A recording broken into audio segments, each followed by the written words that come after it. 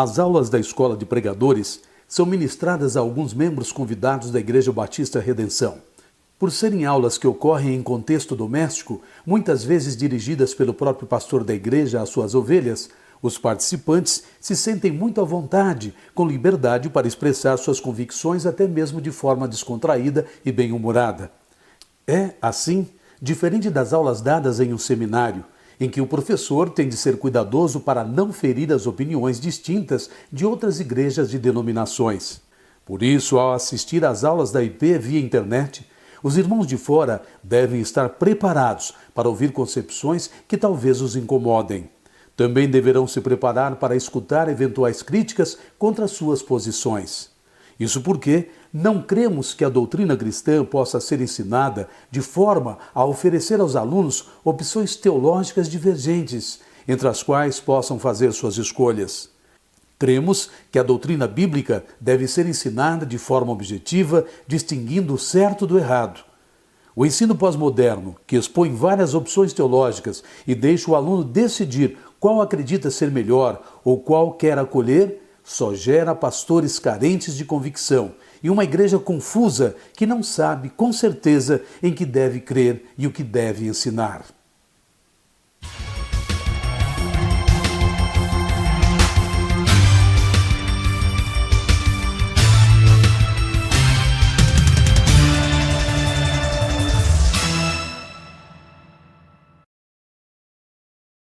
Para transformar um povo em uma nação, é necessário responder a muitas perguntas para preencher muitas brechas.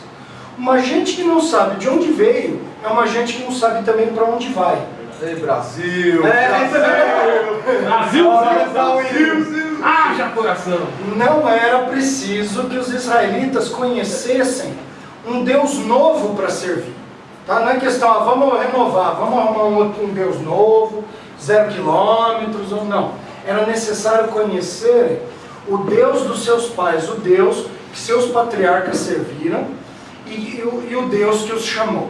Foi por isso que no ato de registrar a lei recém-dada por Deus no Sinai, no primeiro ano após a saída do Egito, Moisés também achou necessário dar ao povo informações sobre sua própria origem. Origem? O que quer dizer Gênesis? Origem, né? Como é que o livro começa? No princípio. Por que Moisés explicou como é que Deus criou o mundo? Que Deus criou o homem, para mostrar também como é que formou Israel. É o livro das origens, mas essa origem, a intenção não é só contar que Deus fez o mundo, é ter uma intenção. É contar que o Deus que criou o mundo, que o Deus que criou o homem, é o Deus que criou Israel. É possível dizer também que, além dessa origem do povo, o relato de Gênesis também serve para mostrar o modo como os outros povos surgiram, os povos ali que Israel não deveria se relacionar com eles. Isso é consequência. Mas para a gente pensar no primeiro propósito, o que Moisés está querendo produzir? Está querendo dizer que esse povo é uma nação. Mas por que é uma nação? Porque é um povo escolhido. Como assim um povo escolhido? Então tem que explicar toda a história deles. Aí, a chamada de Abraão é super relevante. O começo, eu comecei a fazer aquela série na EBD, História do Antigo Testamento, né? Qual foi o primeiro capítulo que a gente fez? Primeiro sermão.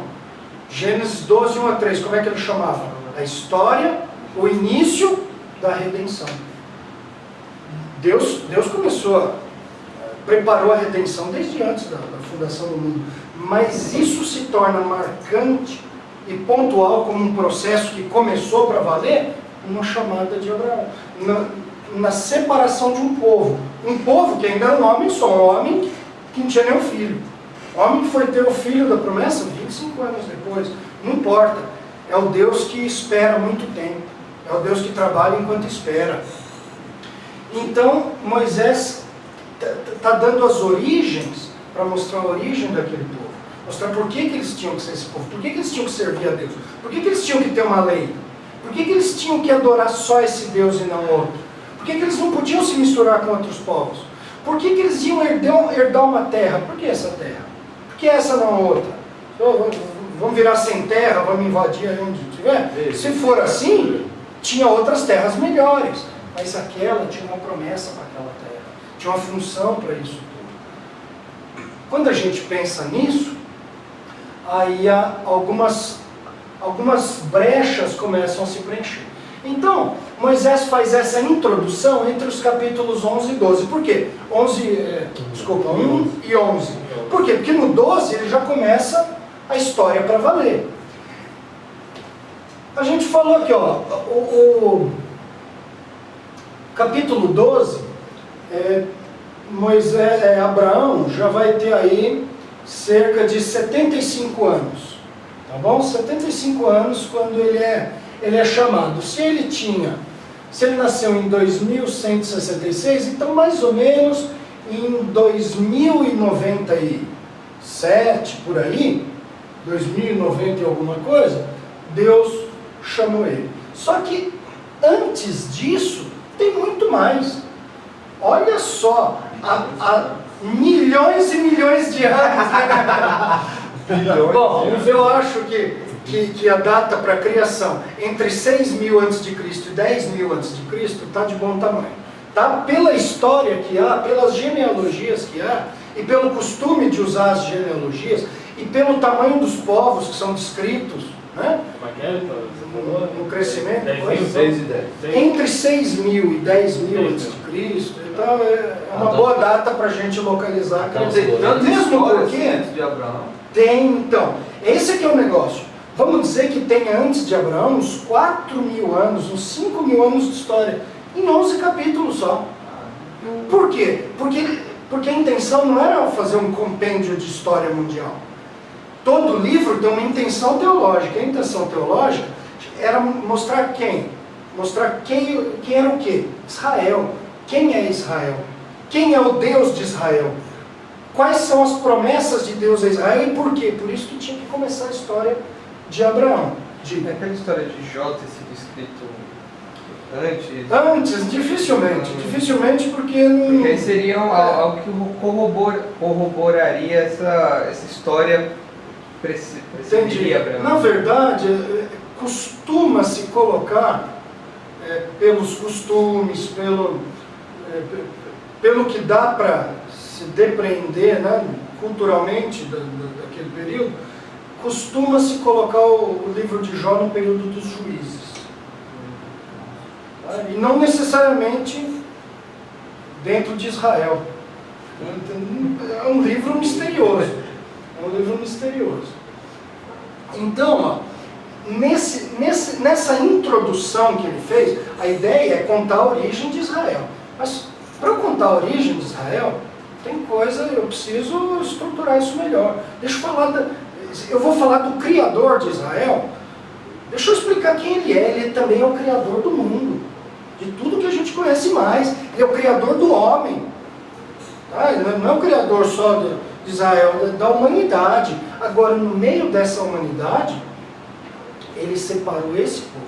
Ele criou tudo o que existe, mas ele pegou esse povo aqui para ser o instrumento da redenção que ele iria promover. Posso fazer uma pergunta em relação a esse negócio do prazo? Você falou de 6 a 10 mil, 10 mil, um prazo legal. 10 mil seria o quê? Vendo dessa maneira que ele está destacando só aqueles que tiveram... Ele narrou só aqueles que tiveram mais destaque. Não só isso, mas o crescimento populacional que a gente consegue perceber também. Por exemplo, Noé... Tudo certo aí? Noé, o bisneto dele, né? Bisneto na genealogia, né? Pai gerou um bisneto, Nimrod, aí ele já fundou cidades, já tinha um pequeno império, então não é coisa para o bisneto, então pulou várias gerações. Então esses crescimentos populacionais mostram também que, mas não tem como calcular isso. Por quê? Porque não é intenção, é só um esboço, um arcabouço para estruturar o resto. Então, nesse primeiro arcabouço, Moisés fala de Deus como Criador. Né? No princípio, criou Deus o céu e a terra. Ele fala da criação de tudo que existe, Gênesis 1 e 2. Tá? Então, um tema é o Criador, outro tema é a criação. Ele fala do pecado, da queda. Ele fala o quê? Da punição. Na punição, junto com a queda já está embutida uma punição, né? Mas ela fica mais nítida, mais destacada quando? O que tem em Gênesis 6? O que começa em Gênesis 6? Vocês não têm ido no cinema ultimamente? Noé. Então. A Gabi foi, ela voltou, ela estava brava, ela falou assim, pai, eu descobri que os Trolls foram criados no segundo dia. Eu perguntei no Gandalf, no terceiro. Ela estava brava. Aí, o que acontece? Deus manda um dilúvio, né? Essa história começa a ser contada no capítulo 6, e nesse trechinho aqui, mostra que Deus avaliando a humanidade diz, ó, todo o propósito do coração do homem é mau. Então ele traz uma punição. A gente percebe também nesse arcabouço a comunhão, enquanto uns estão pecando, em Gênesis 4 a gente vê a história de Abel, né, que Deus se agradou de Abel e da sua oferta, mas de Caim e da sua oferta Deus não se agradou. Qual foi o problema? As frutas, né? Porque não era oferta de sangue, né? Bobagem. Isso aí, essa história aí que vocês ouviram, pode esquecer. Pastor Marcos contou isso pra gente. Não lascou tudo. Não, sabe o que acontece? O texto não fala. O texto não fala que Deus botou defeito na oferta. A pessoa ofertava o que ela tinha. Abel trabalhava com rebanho. Caim fazia o quê? Trabalhava com cereais. No templo tinha oferta de rebanho e tinha oferta de cereais também. As duas ofertas serviam. As duas ofertas tinham um momento lá. Só que o texto diz que Deus se agradou de Abel e da sua oferta. A oferta é consequência de ele ter se agradado de Abel. Mas de Caim e da sua oferta não se agradou. Aí quando Caim fica bravo, fica lá, dá um azar, o que Deus fala?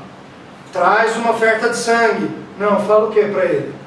O pecado jaz à porta. Cumpre-te? Dominá-lo. Exatamente.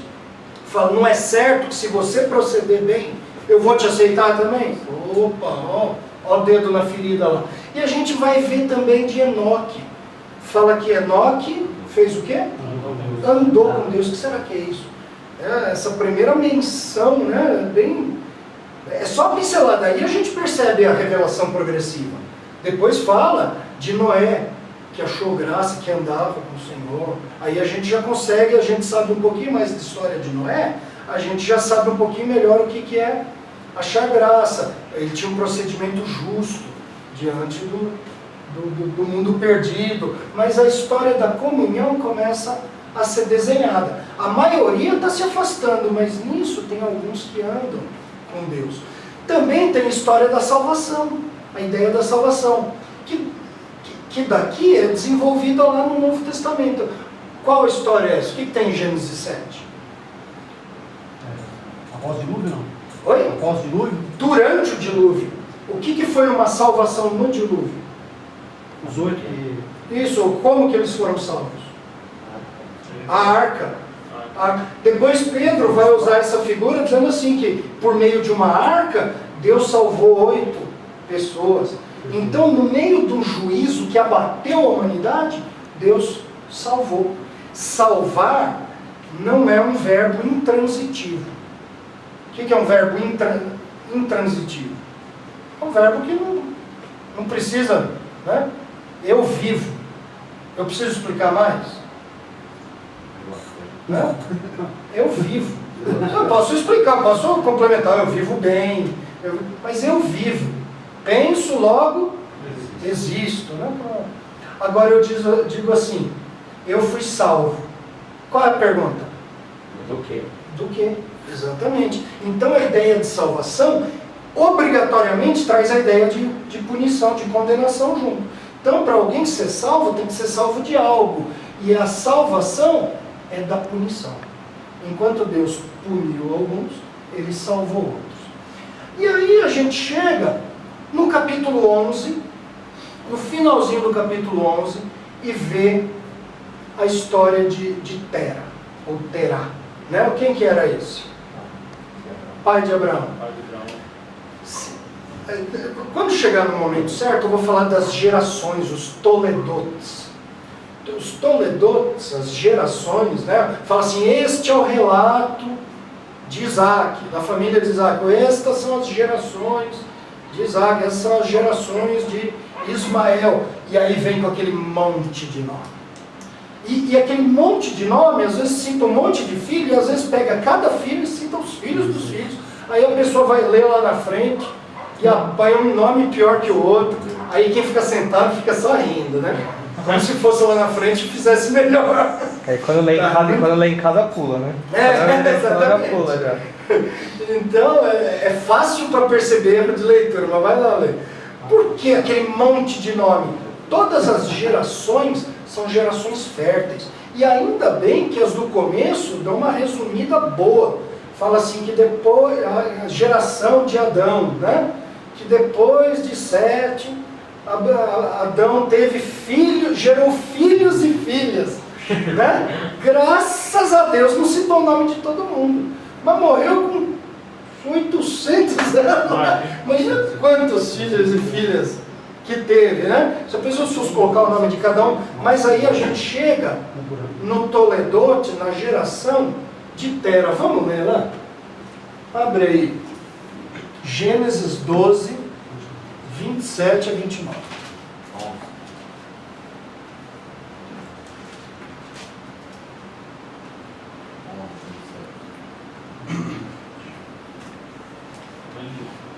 Quem quer ler aí?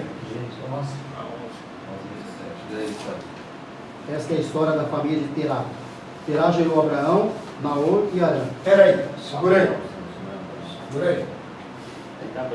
Terá. Abrão. Ele gerou quem? Ele Abrão. gerou Abrão, Que Naor e Arã. Naor e Arã. Arã. Nessa versão aí, Arã está com H ou sem? Com H. E está com M ou com assim, né? Tá assim, certinho. Tá bom. Abrão, né? Naor e Arã. E o que mais? Continua. Arã gerou Ló. Quem? Arã gerou Ló. Isso. Tá. Arã morreu em dos caldeus. Ixi, peraí. Arã morreu. Arã morre. O que mais? Tanto Abraão como Naor casaram-se. O nome da sua mulher, tal, Sarai. O nome da mulher de Naor era Mical. Essa era Peraí. Você não vai empurrando as coisas. Centro dinâmica. Eu achei que você queria o nome só dos filhos. E casou, Naor casou com quem? Milka. Milka. Aquele chocolate que Tá. O que mais? Esta era a filha de Arã, pai de Milca e de Isca. Tá, tudo bem. Tá dando só os Isso, pais de... Ora, Sarai era estéril, não tinha filhos. Terá tomou seu filho Abrão, seu neto Ló, filha de Arã, e sua nora Sarai, mulher de seu filho Abrão. E juntos partiram de Ur dos caldeus para Canaã. Mas ao chegarem a Arã, estabeleceu-se ali. Terá viveu 205 anos e morreu em Arã. Aqui, ó. Uma pessoa aqui, não fala de esposa, talvez já tivesse morto. Talvez só não interessou contar, talvez tivesse mais aqui. Abrão, Sarai, Naor, Milca. Arã tinha morrido, mas pelo menos tinha um filho lá. 1, 2, 3, 4, 5, 6. 6? Tem muito mais filhos de um dos filhos das outras gerações do que essa família inteira. Isso aqui é um número, às vezes, de netos de um cara lá. Ou seja, esse é o Toledote, é a geração mais magra e raquítica do livro de Gênesis. Ou seja, o que a gente espera de uma família dessa? Naquele tempo, como é que eles se sustentavam? Como é que eles se mantinham em segurança? Recorrer ao governo, delegacia, tinha carro de polícia patrulhando. Não, eles tinham que promover sua proteção. Quanto maior fosse uma família, mais força ela tinha, mais segura ela estava e mais rica ela ficava, era mais gente trabalhando. Era todo mundo na mesma família, no mesmo clã, na mesma casa. Né? Seus núcleozinhos ali, tudo pertinho do outro, todo mundo junto. Agora vamos viajar. Levanta acampamento, vai todo mundo junto. É uma família. É a família do patriarca. Às vezes tinha 200 pessoas. E essa aqui? Que proteção ela tinha? Que força? O que esperar de uma família como essa? Nada, ser esmagada, ser absorvida por outra. Ou seja, é a última família que se podia esperar que Deus ia fazer uma coisa tão grandiosa. Por que ele pegou e fez? Porque ele quis. Exatamente, porque ele decretou. E aí a gente percebe os decretos de Deus, a chamada eleição. Então isso também está na estrutura, no arcabouço que vai depois ser mais desenvolvido. Então Moisés pincelou todos esses temas para chegar no capítulo 12 e começar a desenvolvê-los de uma forma mais específica. A história da redenção. Ele ia contar para aquele povo quem eles eram e qual era o papel que eles tinham, o porquê de tudo, a razão de cada coisa, de servir, de ir para a terra, de não se misturar com os povos, de ser uma nação santa, de ser um instrumento, uma nação sacerdotal, um instrumento para as outras, apesar de separada das outras. Deus, porque lá era a família de ídolos ainda. Sim, Abraão também adorava ídolos. O que diz Josué 24:2? Abre lá. Fala assim, não, que Abraão cria, que Deus sabia o que tinha no coração dele. Qualquer um sabia. Josué 24:2. Vamos ver como é que eram Abraão e seus familiares antes de Deus o levar para Canaã. O que diz aí, Isaac? Josué disse a todo o povo: assim diz o Senhor, o Deus de Israel: há muito tempo os seus antepassados, inclusive Terá, pai de Abraão e de Naor, viviam além do Eufrates e prestavam culto a outros deuses. Culto a outros deuses, eram idólatras. A julgar pela região onde eles moravam, os estudiosos propõem que eles adoravam o Deus Sim, o Deus da lua. Não era obrigatório, mas era o Deus que era assim. Pop. Qual é a camisa que você acha no meio do Gaviões da Fiel? Do Corinthians. Filho de novo. Junto seu. Eu pego um brinco, mas negócio de Corinthians. Que Deus era o Deus do momento. Lá em Itaquera você espera encontrar o quê? Corintiano. E em Arã nessa época. E entre os caldeus, que eram arameus, que tinham migrado lá para o sul do Iraque, o Deus do momento entre eles era o Deus Sim. Então não importa qual era o Deus que eles adoravam. Eles adoravam outros deuses. Ou seja, Abraão tinha tudo para ser o último homem do mundo. E não era só isso. Se a família dele era pequenininha... A esposa era... Exatamente, a esposa era estéril. Vou fazer de você uma grande nação. Pronto, não passa daqui, ó. Aqui, acabou. A esposa era estéril. Não tinha como. Então os decretos de Deus fizeram com que o homem mais inútil do planeta para o plano de produzir uma grande nação fosse justamente aquele que Deus pega e toma para si. Oi? São as coincidências de Deus. E quer ver? Parece que Deus quis tornar de fato a história de todos eles difíceis para mostrar o seu poder. Isaac teve problema de infertilidade, começou a orar para ter filho quando ele tinha uns 40 anos, não tinha, ele percebeu que está demorando. Só com 60 foi ter Esaú e Jacó. Aí chega na família de Jacó, a esposa amada, né? Era estéril. Aí também depois, aí vai para o Egito, aí não, nem cuida.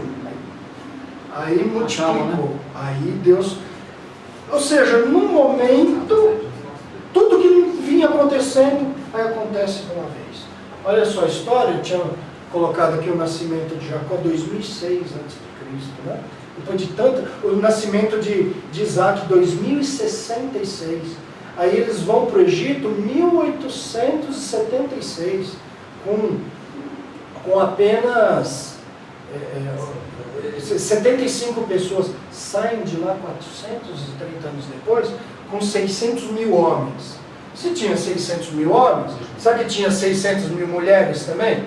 Provavelmente, né? Tem as sogras também, né? As sogras! As sogras também. Essa aí entrava em botagem nenhuma. Esse cara aí. Mas sogra é mãe, viu? Então, 1.200.000 pessoas. E crianças? Criança não era contado nem entre homem nem mulher. Tá? Coloca aí dois filhos para cada um, né? Que estavam na fase ainda de ser chamado de criança, e já não entrou ainda na categoria dos homens e das mulheres. Coloca por baixo aí, né? Na média, 2 para cada um, mais 1.200.000, quase 2,5 milhões de judeus, de israelitas, né? Saindo do... Por isso que Moisés pediu a morte.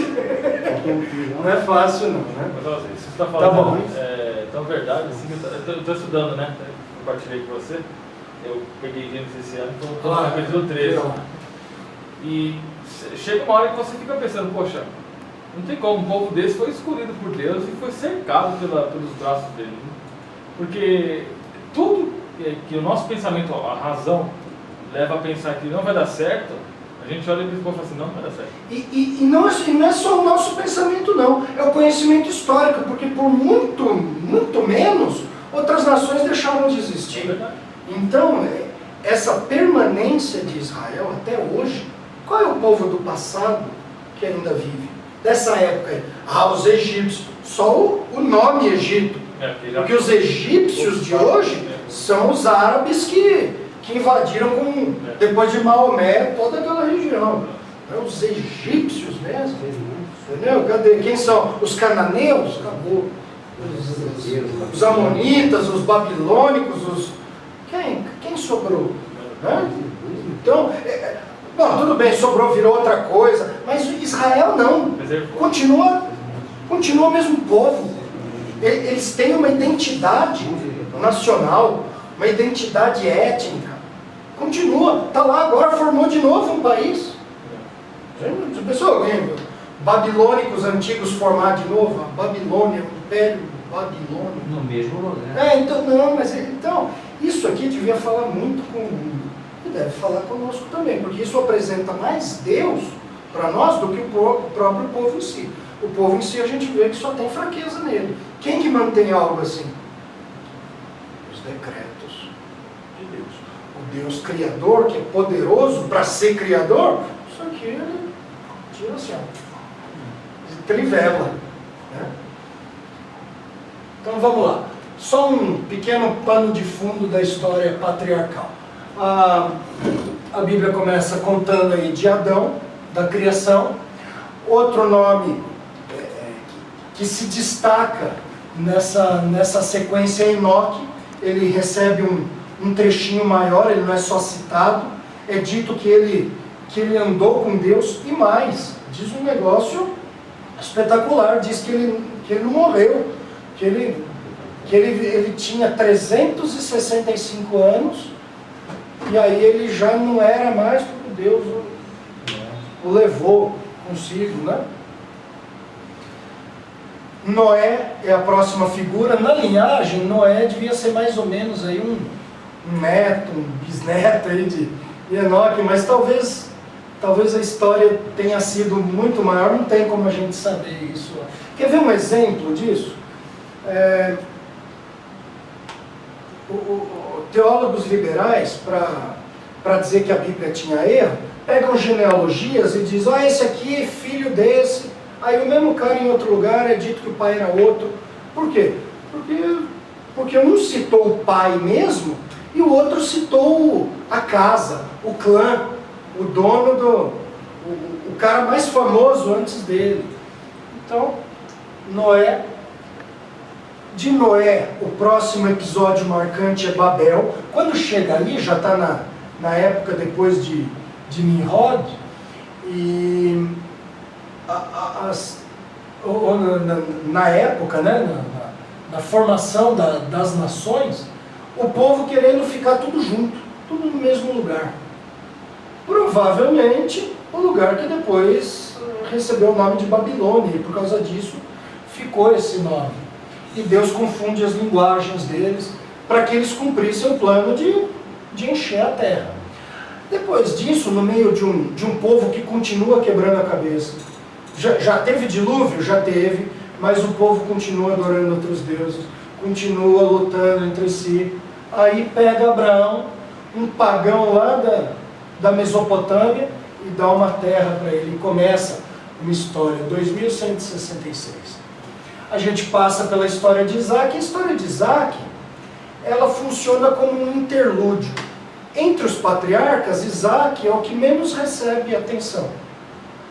Ele nasce depois de muito tempo, um cara pacato, casa com uma esposa, e devia ser um cara que a Bíblia desse muito mais ênfase nele, porque ele deu um ótimo testemunho. Sem falar aquela vez que ele mentiu lá para o rei de Gerar, né, dizendo que a esposa não era esposa, era irmã. Ele demonstra bom caráter. O que é? Aprendeu com o pai, exatamente.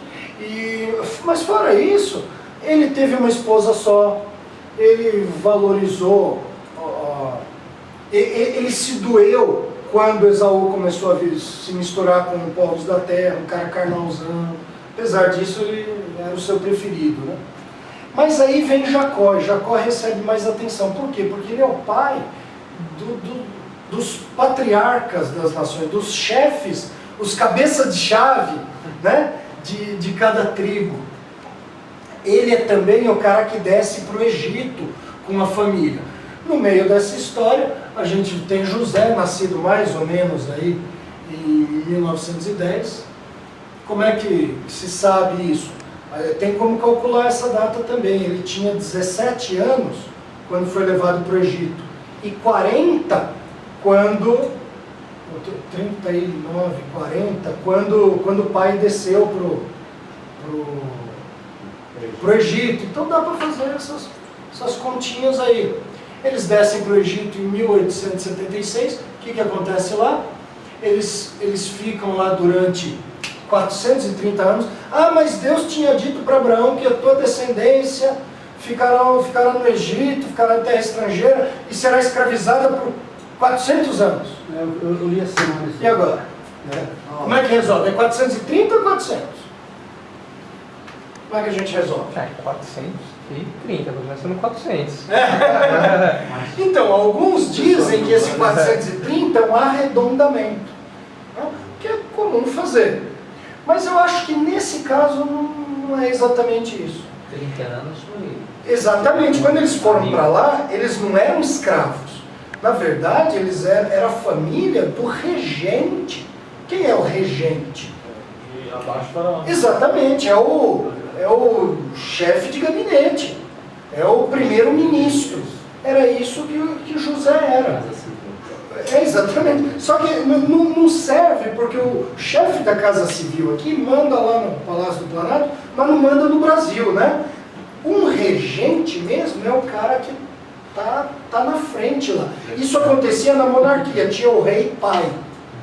Mas estava velho, ou que nem era o caso de alguns reis babilônicos, a história de um rei. Lembra quando foi prometido a Daniel ser o terceiro no reino? Por quê? Porque quem falou isso, o rei, era o segundo. Por quê? Porque o pai dele era um bicho grilo que adorava o deus da lua, que não era popular na Babilônia, na Babilônia era Marduk, que era o grande deus, mas ele não adorava Marduk. Então ele foi para um oásis no meio lá do lugar, ficou lá, falou que ia pensar na vida. Então ficava lá com a sua adoração, que não agredia os babilônicos da cidade, e seu filho, que era o regente, o segundo, mandava lá. Então era isso que José era. Isso durou quanto tempo? Até que José morreu. Aí fala que veio outro faraó que não conheceu José, né, que não tinha esse relacionamento, e ficou preocupado com a força que os israelitas estavam demonstrando, estava crescendo demais, e aí o subjugou. Então é possível e até provável que dos 430 anos que eles ficaram, 400 foi no estado aí de escravidão. Não teria sido mais, então? Porque em 30 anos, Israel chegou num nível tão preocupante assim, de número de pessoas? É possível. É louco. É louco. Possível. Em uma geração, o faraó olhou e ficou tão preocupado assim. Você imagina? É só fazer. Eu li. Sabe quem faz isso legal? É aquele comentário antigo do. Eu esqueci o primeiro nome dele. Caio. E o outro é Franz Delitzsch. Como será que escreve? Delitzsch. Não sei como é que é. Dois estudiosos alemães, eu acho que é Karl. Esqueci o primeiro nome desse cara. Eles fazem um comentário antigo que eles têm, comentário ao Antigo Testamento, eles fazem um cálculo de progressão populacional. E eles usam para mostrar que a data do Êxodo é aquela mesmo, 1446. Porque, segundo teólogos mais liberais, uma data em torno de 1215, na época de Ramsés, ou 1270, não dava para chegar naquela contagem dos 2 milhões. Então, mesmo assim, a gente fica... É uma coisa irrelevante também. Não, de fato. Mas é difícil a gente especular muito. A gente até deve dar uma cutucada nesses textos. A gente tem que pôr à prova. Leiam aquele trabalho, que é uma monografia que eu fiz sobre o período dos juízes, que tem no site. E todos aqueles cálculos, aquelas datas, tudo, é para mostrar o quê? É para combater a ideia de que tudo aquilo que o livro de Juízes conta não dava para acontecer num período tão curto de 300 anos, de 1350 a 1051, que é muito da data de rei, de juiz, né? Esse julgou tantos anos. Quando você soma todas as datas do período de juizado deles, dá mais de 500 anos. Só que aí a gente percebe que alguns são sobrepostos. A gente percebe as regiões de cada um, e a gente põe no papel e percebe que às vezes tinha 2 juízes ao mesmo tempo. Yasser Arafat, mais ou menos uns 15 anos atrás, disse que a maior bênção para o Islã era o útero da mulher árabe. Enquanto a ocidental tinha 1,8 filhos, a arábica tinha de 12 a 13. Louco. E assim eles conquistaram Ela foi uma ninhada. E outra coisa, espalhando e povoando a terra. Mas sabe uma coisa, eu não sei se foi o Márcio Santos que contou, se foi o pastor Marcos que conversou com alguém na Inglaterra, mas eles conversaram com um muçulmano convertido, não sei se ele era muçulmano, de origem árabe, mas era cristão. E ele contou que um dia ele estava no metrô e começou a conversar com uma mulher muçulmana, né? Ela estava com a vestimenta própria, e ele, alguma coisa parecida, eles começaram a conversar e ela perguntou para ele assim, você tem filho? Ele explicou, não, aquele pensamento ocidental, né? Não, estou trabalhando ainda, estou vendo. Ele falou, não, você não precisa trabalhar, não, aqui é coisa cara, né? Não precisa trabalhar. Filho. Não, mas é bem isso mesmo. Ela falou, não, você vai em tal órgão, né? Centro Cultural Islâmico, sei lá o que, você fala que você quer ter filho, eles vão pagar tudo. Eles vão pagar tudo. Partido islâmico, né? Eles vão pagar, você vai ter plano de saúde para as crianças, depois eles vão ter... E ó, quanto mais filho você tiver, mais eles vão pagar, eles vão custear todos. Você só tem que ter os filhos. O custo, os caras vendem petróleo lá, até, os caras saem dinheiro pro nariz. Entendeu? Eles querem dominar o mundo por procriação. E pastor, parece Bolsa Família? Hã? Parece Bolsa Família? Ó, meu, aí eu vou falar, né? É um saco, família. Sai do saco. Então, beleza. Então eles ficaram lá nesse período. Moisés nasce aí em 1526. Como é que a gente sabe? 1526. Por que a gente pode dar essa data? Quantos anos Moisés tinha em 1446, quando foi o Êxodo? Gênesis conta 3 períodos da vida de Moisés, 3 períodos de 40 anos. 40 anos do seu nascimento até sua fuga do Egito, 40 anos da sua fuga do Egito até seu retorno, e mais 40 anos no deserto com o povo. O senhor falando de anos, é só uma dúvida. A contagem dos anos, ela é também por estações? Porque ou tinha alguma diferença no calendário? O calendário e a contagem dos anos? Porque, por exemplo, se fala 40 anos correspondem aos nossos 40 anos? Eles correspondem. Tem estudos sobre isso, só que eu nunca tive tempo de lê-los. Mas essa já foi uma dúvida que eu tirei uma vez com um professor. Os meses deles tinham 30 dias. E era o calendário lunar, não é? Sim, então, mas é por isso que funcionava o ano. Por isso que o ano funcionava. Eles tinham calendários de meses de 30 dias. A meses de 30 dias, 12 meses de 30 dias, quantos? 360. Põe isso alguns anos depois, o mês que era para ser no verão já está no inverno. Mas eles tinham essa correção. Eles tinham o mês que era sempre inverno, que era sempre verão. Mas eles guiavam pelas estações. Mas eu não sei exatamente como era essa contagem. Eu separei uma vez artigos em inglês para ler, acabei nunca tendo tempo de ler. Mas a gente pode então, sim, grosso modo, considerar como anos. Então tem lá, cada um tinha a sua contagem, cada um começava o primeiro mês do ano, então, começava em abril para a gente, março, abril. Mas o ano era um ano mesmo. A gente tem o Êxodo em 1446, e aí a gente tem esse povo no deserto de 1446 a 1406. Deus, por causa da rebeldia deles, falou, vocês vão ficar aqui, essa geração vai... Vocês não queriam... Deus foi irônico com eles. Eles falaram assim, a gente não devia ter saído do Egito, vamos voltar para o Egito. Quem dera a gente tivesse morrido no deserto. Eu sou, peraí, como é que é? Vocês queriam, peraí, duas coisas, né? A primeira qual que era mesmo? Voltar para o Egito. Ótimo. Vocês estavam indo para Canaã, vocês vão voltar pelo caminho do Egito. Ou seja, voltando para a península do Sinai, para o deserto. E o que mais vocês queriam? Qualquer outra coisa? Morrer no deserto, né? Não por isso. Não por isso.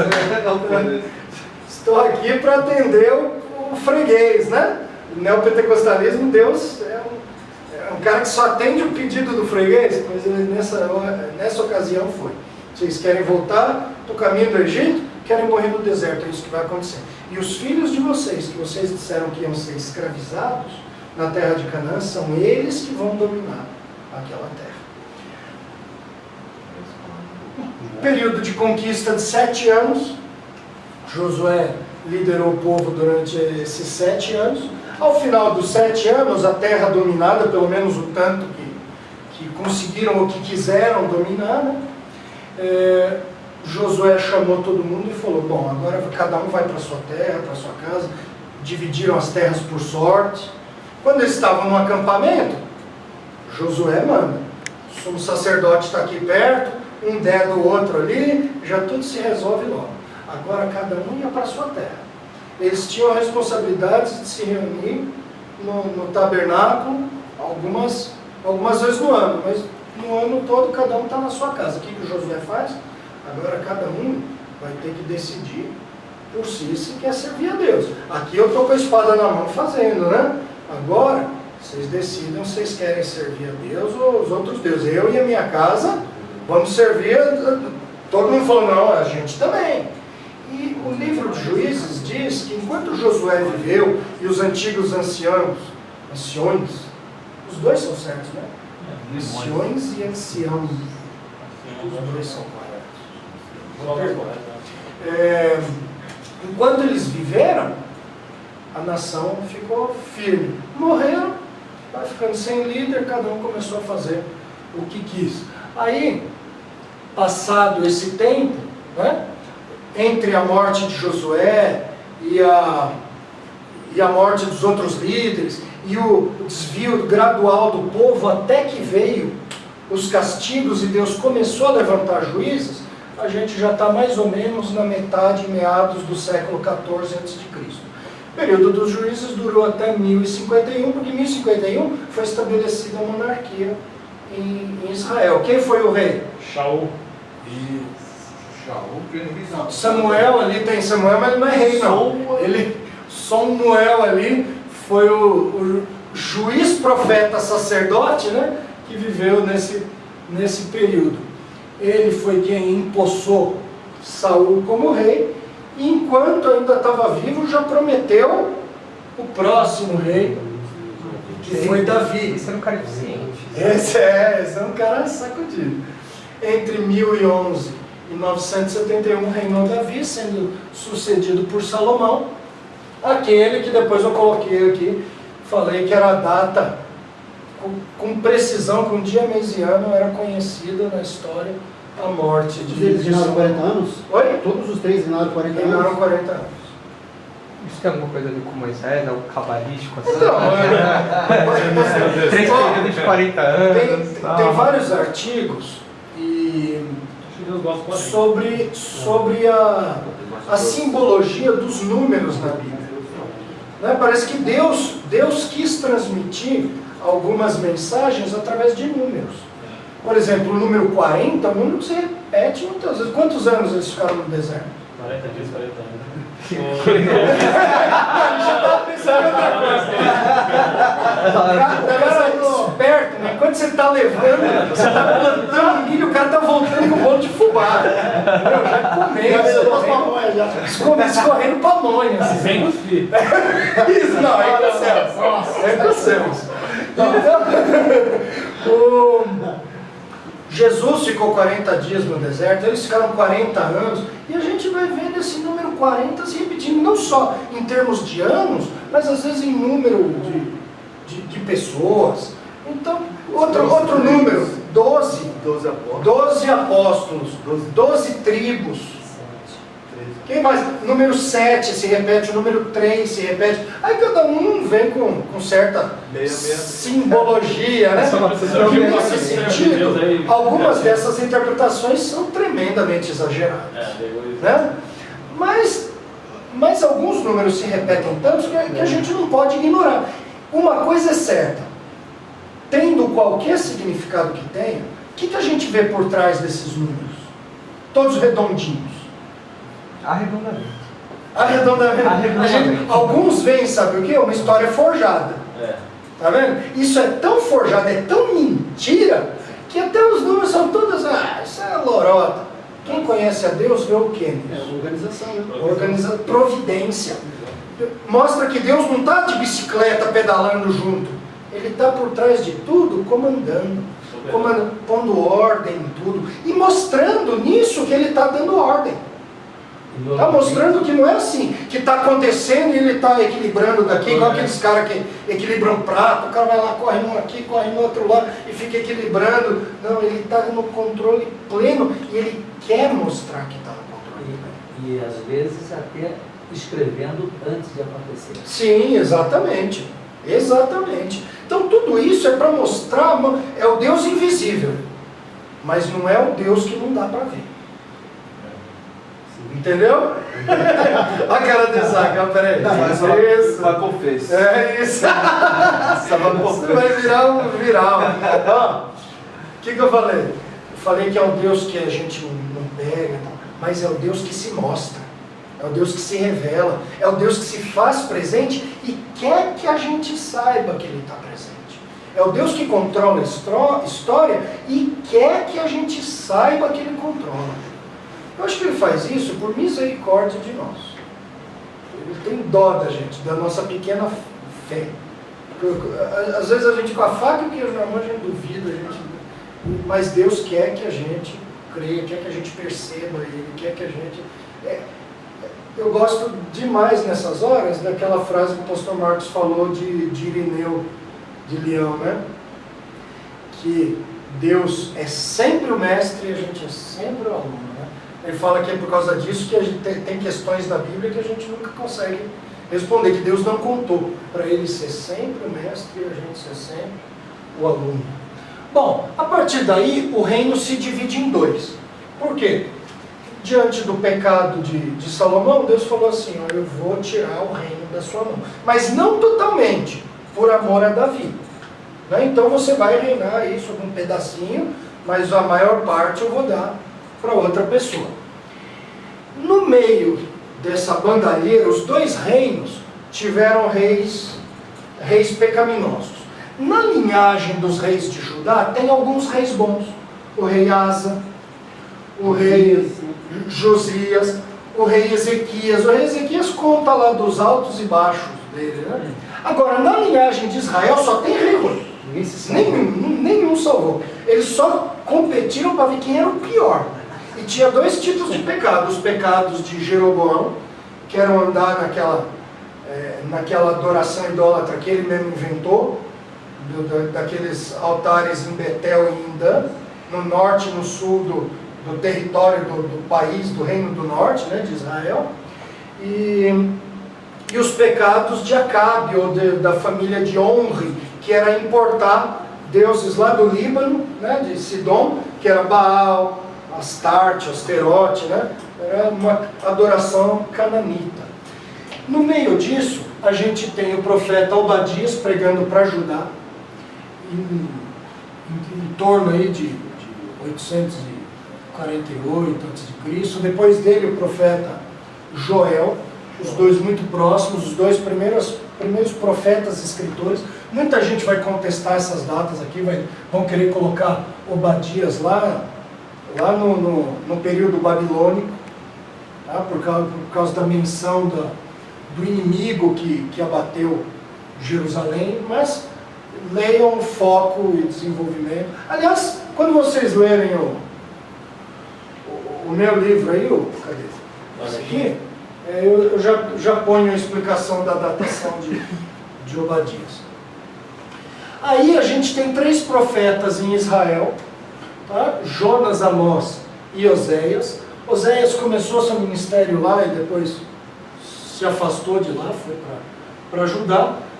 No meio disso, em 722, Samaria cai e acaba o reino do norte. O que fica no lugar?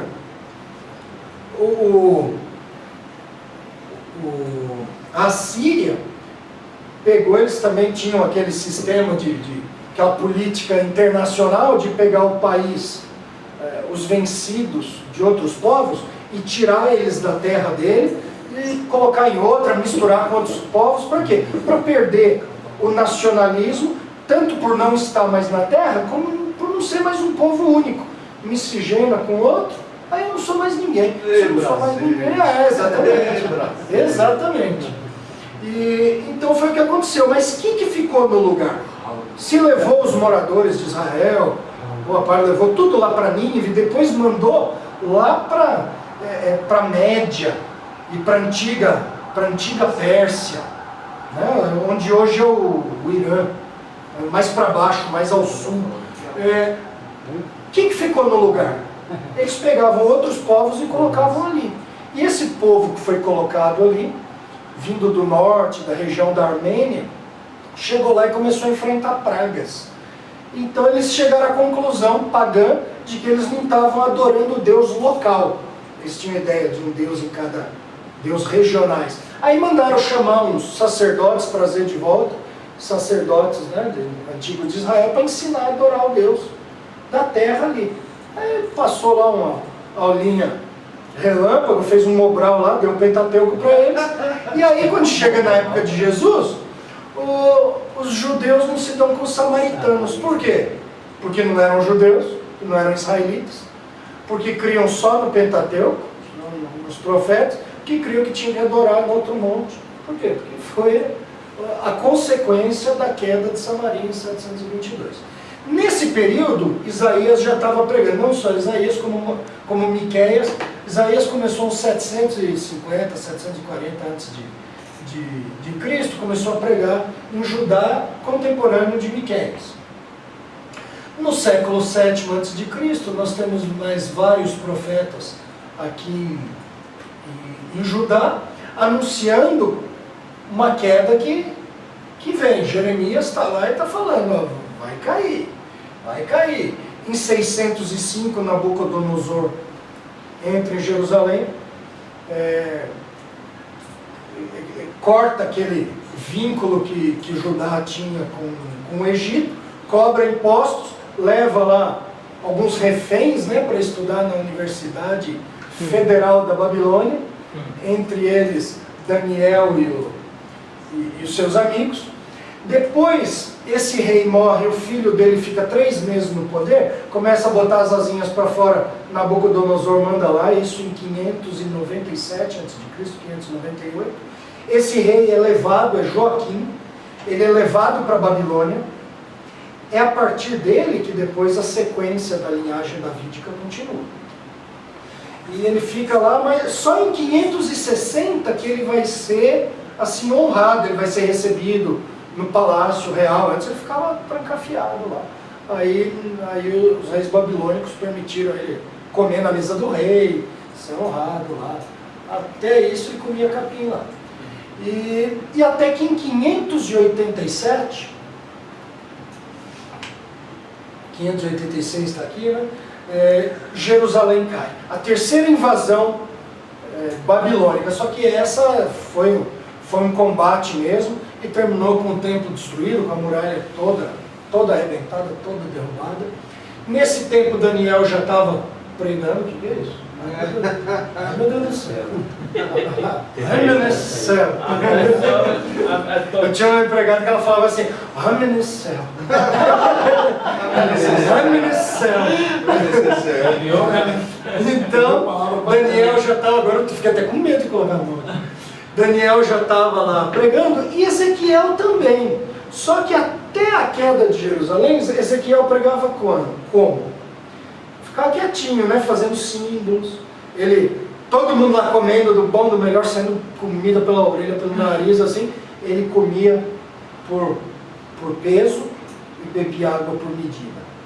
O que é isso? Igual num racionamento. Que nem a gente aí. É o racionamento de cidade sitiada. A cidade ficava sitiada 1 ano, 2 anos. Cada cidade tinha um depósito de grãos para aguentar bastante tempo, e tinha lá um pocinho que era para aguentar, mas era para aguentar muito tempo. Então todo mundo recebia uma porçãozinha de comida por dia, ficava magro, passava fome, era para sobreviver, um pouquinho de água também. Então todo mundo comendo até quase morrer, quase apresentar morto lá, tanto comer. E ele comendo, para quê? Para simbolizar o que aconteceria com Jerusalém e outros símbolos. Então Ezequiel prega, e depois que Jerusalém cai, aí ele abre a boca, e durante mais 15 anos ele prega sobre restauração, sobre esperança. Ele fala sobre Jerusalém, o templo futuro, no tempo do milênio, né? Aí quem for aliancista estiver assistindo agora vai discordar. Mas ele conta de um templo que nunca existiu. Tá filmado. Não mostra os aqui. O templo de pegou no pulo. Guarda. Faz suas caretas agora. O Isaac ele tem um problema, deixa eu contar para todo mundo aqui. Você não consegue tirar uma foto dele que eu não faço uma careta. Nenhuma foto séria. Já há uns 18 anos todo mundo tenta. Ninguém jamais consegue. Então, o templo que ele descreve, o templo e o culto lá do capítulo 40 até o 48, não dá para ser encaixado em nenhum período que já existiu. E não dá para ignorar. Não dá para pular para a eternidade sem ele, porque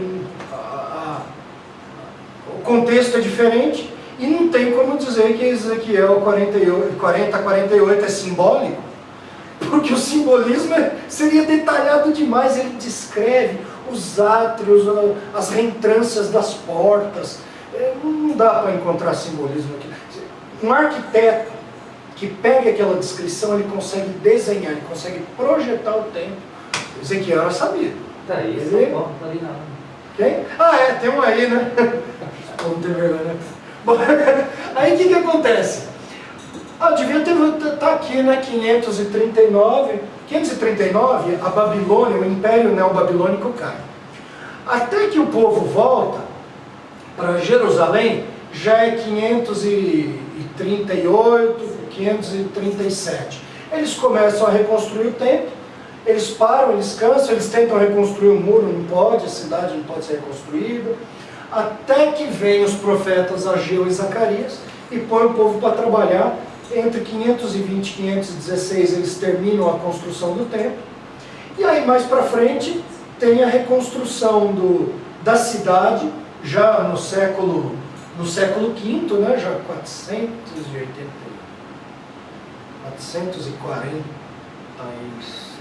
6, não me lembro a data, quando Neemias volta para Jerusalém, começa a reconstrução da muralha, e na mesma época, Esdras, que já estava ali, começa a efetuar uma reforma religiosa agora, a reforma do culto. Então já tinha reconstruído o templo, agora reconstruiu a muralha, e aí Esdras vem e reconstrói o culto. Era para ir tudo bem, né, daí para frente. Chega perto do ano 400, Malaquias já fala, ó, Deus não aceita mais a oferta de vocês, porque ele não aguenta mais a imundície que vocês fazem. Vocês consideram o culto uma vergonha, vocês pegam o animal morto no meio do caminho e oferecem, vocês guardam o melhor para vocês, os seus sacerdotes são os porqueiros, não vale nada, o Senhor, ó, não aceita mais o culto de vocês. E aí a gente entra naquele período de silêncio bíblico, né? Que a história continua e a gente tem registros históricos de outras fontes. Vocês roubam a Deus? Roubam? Em que roubamos? Os dízimos nas ofertas, aí fala isso nessas igrejas. Tá bom. A gente vai até 5h30, né? Depois volta às 7. Por que você deu um intervalo tão grande? Intervalo tão grande? Você colocou das 5h30 às 7. Geralmente é 1 hora só. Ah, 1 hora só? De janta, almoço. Aqui à noite. Tá, É que na prática acaba ficando acaba ficando mesmo. É porque eu esperava começar às 2, né? A gente começou às 2h30. Esses caras não têm reverência. Filma de novo. Filma, os caras não têm reverência. Ficou 3 horas. Hã? Ele ainda tinha desculpa do café. O Celso estava onde? Na classe do dever? Não, brincadeira. Vamos tomar mais um cafezinho só para... A gente faz aqueles 2 intervalinhos, né? Só que é 5 minutos, só para levantar, só para mexer as pernas.